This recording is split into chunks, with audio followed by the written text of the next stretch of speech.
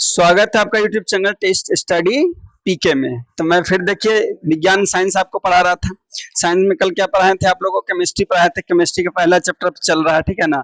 तो केमिस्ट्री का पहला चैप्टर का पार्ट 2 लेकर आप लोगों के बीच में हाजिर है, ठीक है। छोटा छोटा आपको बताते जा रहे हैं कि जिससे आप ज्यादा फोकस करें। आज बहुत ही इंपॉर्टेंट प्रश्न आने वाले हैं, तो ध्यान से समझने की कोशिश करिएगा, ठीक है। रेगुलर आया करो, समझा। चलिए, क्वेश्चन बहुत वीवीआई है एकदम, ये क्वेश्चन में वीवीआई लगा लीजिएगा, ठीक है ना।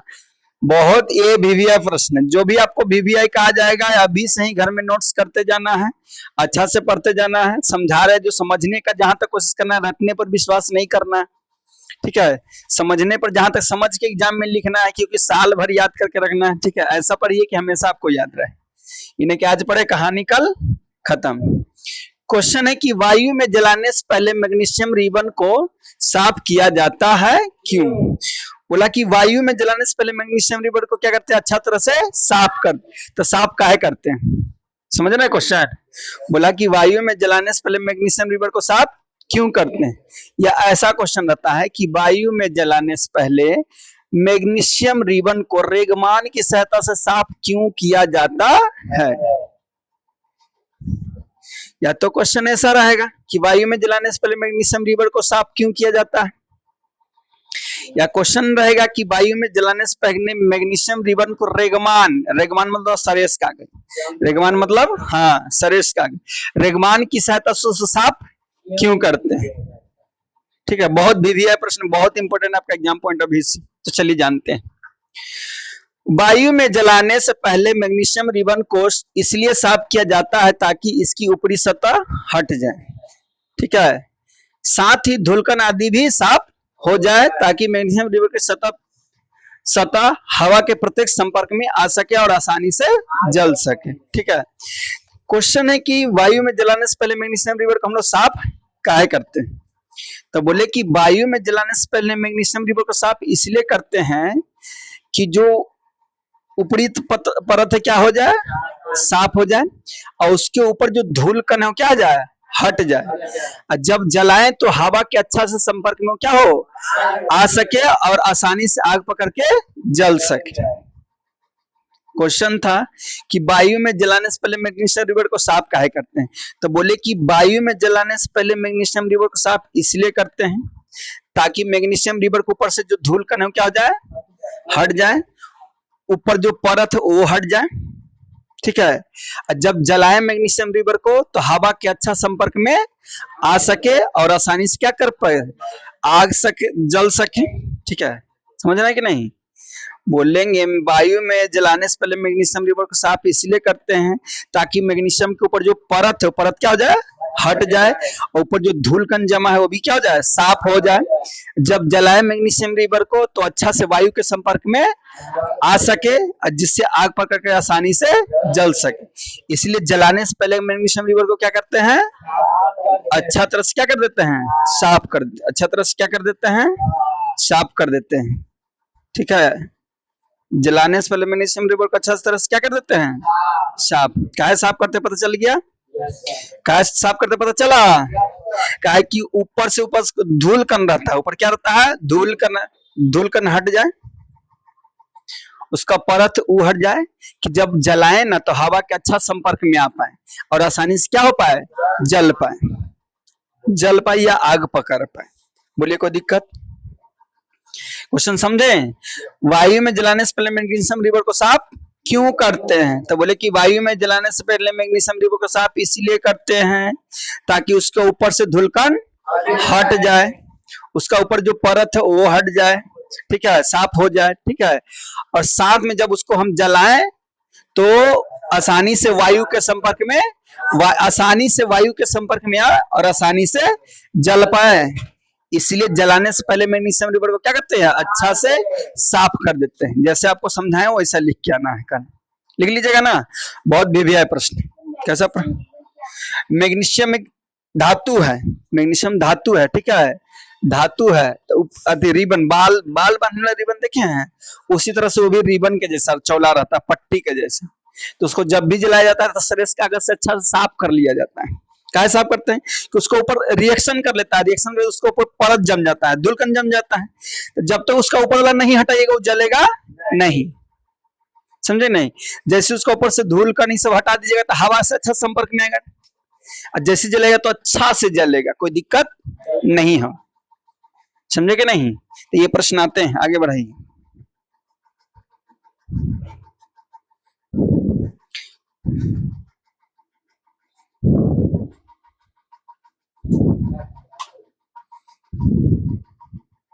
अरे उधर जा रहे हो,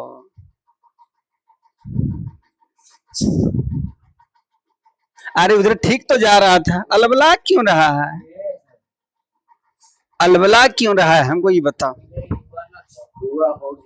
चलो है, चलिए देखिए नेक्स्ट क्वेश्चन क्या है। ये भी बहुत वीवीआई प्रश्न, ये भी बहुत वीवीआई प्रश्न, बहुत इंपॉर्टेंट आपका एग्जाम पॉइंट ऑफ व्यू से, तो इसको भी अच्छा समझिएगा कि आप एग्जाम में आए तो अच्छा से आप क्या करिए पाइए, इसको सॉल्व कर पाइए। क्वेश्चन है कि श्वसन को उष्माक्षेपी अभिक्रिया कहते हैं, वर्णन करें। श्वसन मतलब जो हम सांस ले रहे इसी को श्वसन कहते हैं, ठीक है, जो हम लोग सांस ले रहे उसे क्या कहते हैं, श्वसन। तो क्वेश्चन क्या है कि श्वसन को कौन सा अभिक्रिया कहते हैं, उष्माक्षेपी अभिक्रिया कहते हैं, वर्णन करें। यानी कि श्वसन को हम लोग उष्माक्षेपी अभिक्रिया काहे कहते हैं।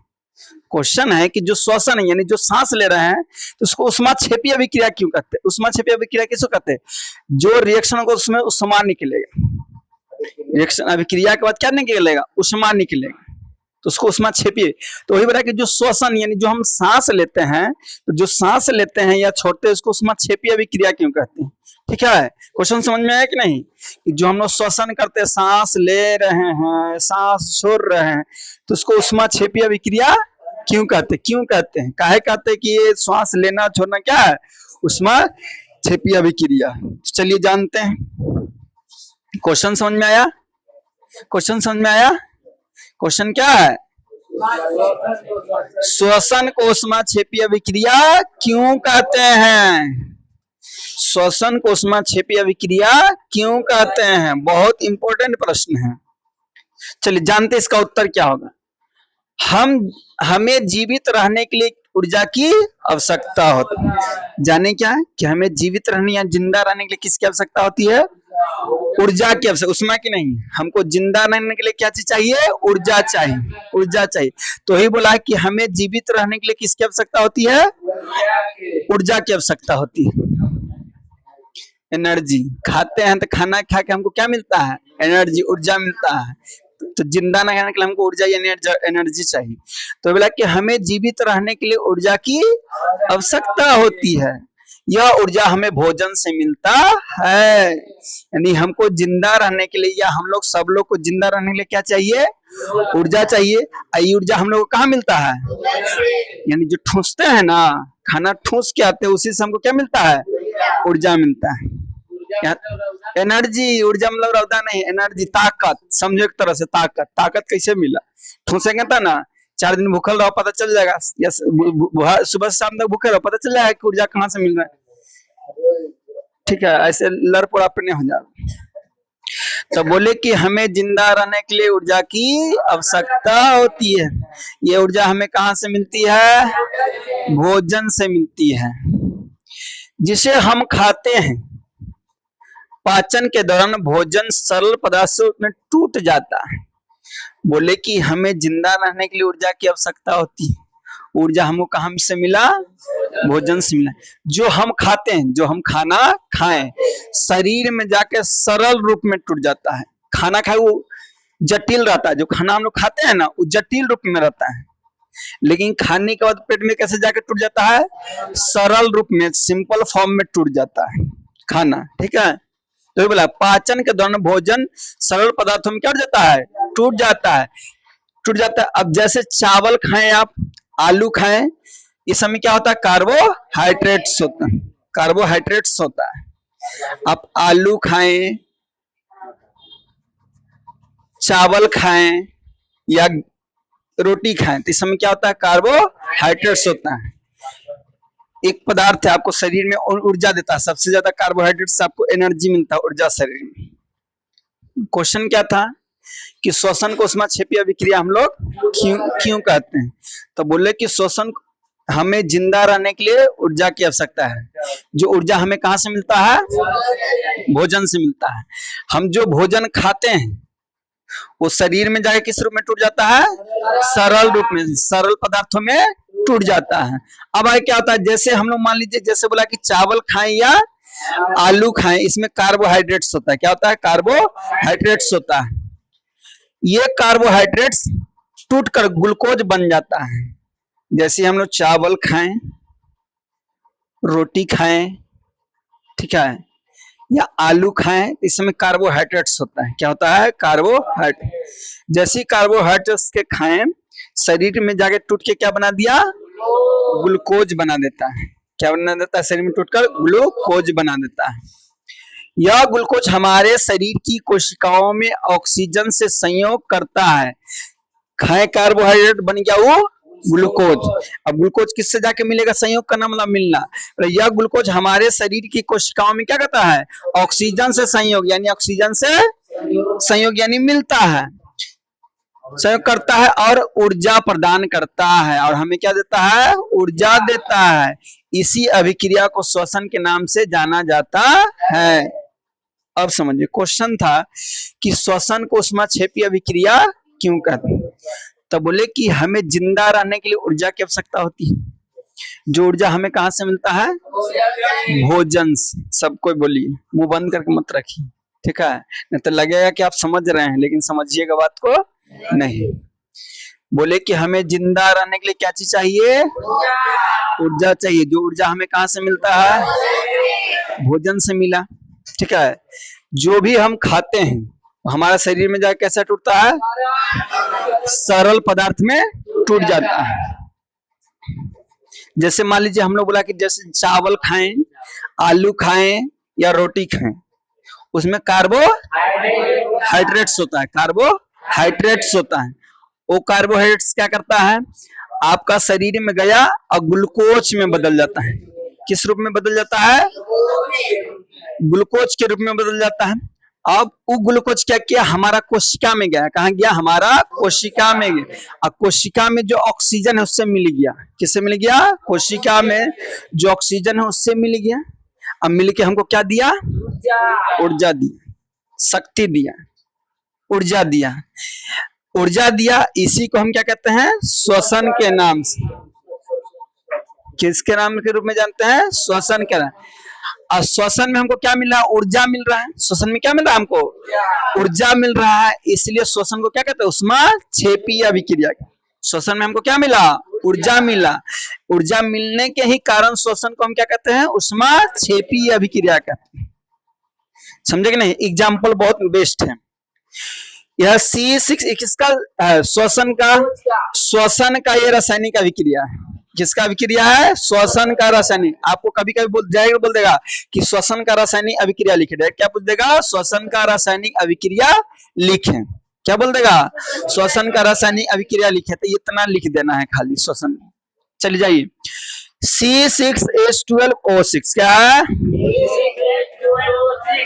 इसको इतना पूरा को कहते हैं ग्लूकोज। क्या कहते हैं? ग्लूकोज। आपको ग्लूकोज का फॉर्मूला पूछे तो क्या बताइएगा? ये क्या है? ग्लूकोज। ग्लूकोज के किसके साथ मिला है? ऑक्सीजन के साथ। यानी ग्लूकोज को ऑक्सीजन के साथ मिला है तो क्या बना दिया? CO2 बनाया, जल बनाया। H2O को जल कहते हैं, साथ में क्या दिया? ऊर्जा। ये किसका? श्वसन का रासायनिक समीकरण है। किसका है? श्वसन का रासायनिक। ग्लूकोज था, ग्लूकोज ऑक्सीजन के साथ मिला, संयोग हुआ, ठीक है, तो बनाया, कार्बन दिया, जल दिया और साथ में क्या दिया? ऊर्जा दिया। साथ में क्या दिया? ऊर्जा दिया। इसको कौन सा अभिक्रिया कहते हैं? श्वसन का रासायनिक अभिक्रिया या समीकरण कहते हैं, ठीक है। अब देखो इसके आगे 6 लिखा है तो इसका काहे लिखा है पता चला ना? संतुलित किया। क्या किया है? संतुलित। क्या किया है? संतुलित। तो देखिए यहाँ क्या कार्बन, तो जो 6 कार्बन होना चाहिए तो यहाँ आगे 6 रखे तो 6 कार्बन हो गया। यहाँ हाइड्रोजन क्या गो? 12 गो। यहाँ देखो 6 दूना हाइड्रोजन भी 12 गो। अब यहाँ देखो ऑक्सीजन क्या गो है? 6 गो यहाँ, 6 दूना 12 गो यहाँ, 6 दूना 12 यहाँ, 6 यहाँ क्या हो गया? 12 6 18 को, 12 6 अब इधरों 18 को होना चाहिए। तो यहाँ देखो 6 2 है, 6 दूना 12 को एज्जा और 6 को एज्जा, 6 दूना 18। संतुलित हुआ, संतुलित हुआ। श्वसन अभिक्रिया में ऊर्जा निकलती है तो इसे क्या कहते हैं? ऊष्माक्षेपीय अभिक्रिया। बहुत मोस्ट वीवीआई प्रश्न, फिर से एक बार रिपीट कर देते हैं। क्वेश्चन है कि श्वसन को ऊष्माक्षेपीय अभिक्रिया क्यों कहते हैं? ध्यान से सुनिएगा। बोले कि हमें जिंदा रहने के लिए ऊर्जा की आवश्यकता होती है। जो हमें ऊर्जा कहां से मिलता है? भोजन से मिलता है। जो भी हम पदार्थ, जो भी चीज खा रहे हैं, जो भी भोजन को खा रहे हैं, उस शरीर में जाके किस रूप में टूट जाए? सरल पदार्थ, सरल पदार्थ के रूप में टूट गया। किस में टूट गया? सरल पदार्थ। जैसे मान लीजिए कि हम लोग चावल खाएं, आलू खाएं, रोटी खाएं, इसमें क्या होता है? कार्बोहाइड्रेट्स होता है। क्या होता है? कार्बोहाइड्रेट्स। जैसे कार्बोहाइड्रेट्स को हम लोग खाएं तो शरीर में जाके किस में टूट गया? ग्लूकोज में टूट गया। अब वो ग्लूकोज टूट के क्या हुआ? हमारा कोशिका में गया। शरीर के किस में गया? कोशिका। और कोशिका में रहता है ऑक्सीजन। कोशिका में क्या रहता है? ऑक्सीजन। वो ऑक्सीजन से संयोग हो गया। संयोग होना मतलब मिल गया। अब मिलके हमको क्या दिया? ऊर्जा दी। मिलके क्या दिया हमको? ऊर्जा दिया। ये पूरा अभिक्रिया को श्वसन अभिक्रिया कहते हैं। क्या कहते हैं? श्वसन अभिक्रिया। और श्वसन में बहुत ज्यादा मात्रा में ऊर्जा निकलता है। श्वसन में क्या होता है? बहुत ज्यादा मात्रा में ऊर्जा निकलता है, इसलिए श्वसन को क्या कहते हैं? ऊष्माक्षेपीय अभिक्रिया कहते हैं। उदाहरण के तौर पे C6H12O6 किससे मिला है? ऑक्सीजन से मिला। बोला ना ग्लूकोज किससे जाके मिलेगा? ऑक्सीजन। ऑक्सीजन से मिल गया तो बनाया क्या? कार्बन डाइऑक्साइड, जो कि नाक से मुंह से हम लोग छोड़ के बाहर निकालते जाते हैं। हर घंटी सांस ले रहे हैं, हर घंटी ऑक्सीजन ले रहे हैं, कार्बन डाइऑक्साइड छोड़ रहे हैं, ऑक्सीजन ले रहे हैं, कार्बन डाइऑक्साइड को छोड़ रहे हैं। यानी श्वसन में क्या लेते हैं? कार्बन ऑक्सीजन को लेते हैं, कार्बन डाइऑक्साइड को छोड़। तब देखो श्वसन में क्या बना? कार्बन डाइऑक्साइड तो बाहर निकल गया। जल H2O जल मिला, जो आप पेशाब कर देते हैं, आपसे पसीना शरीर से निकल रहा है, निकल रहा है कि नहीं? तो क्या निकला? शरीर से आपका जल निकल। आप पेशाब करते तो जल नहीं निकलता है, तो शरीर से जल निकल। ऊर्जा मिला जिससे आप काम कर रहे हैं, दौड़ रहे हैं, पढ़ रहे हैं, लिख रहे हैं। तो मेन हमको क्या चाहिए? ऊर्जा चाहिए। समझे कि नहीं? अब बहुत वीवीआई प्रश्न। अब बोले किनको दिक्कत कि श्वसन को ऊष्माक्षेपीय अभिक्रिया क्यों कहते हैं?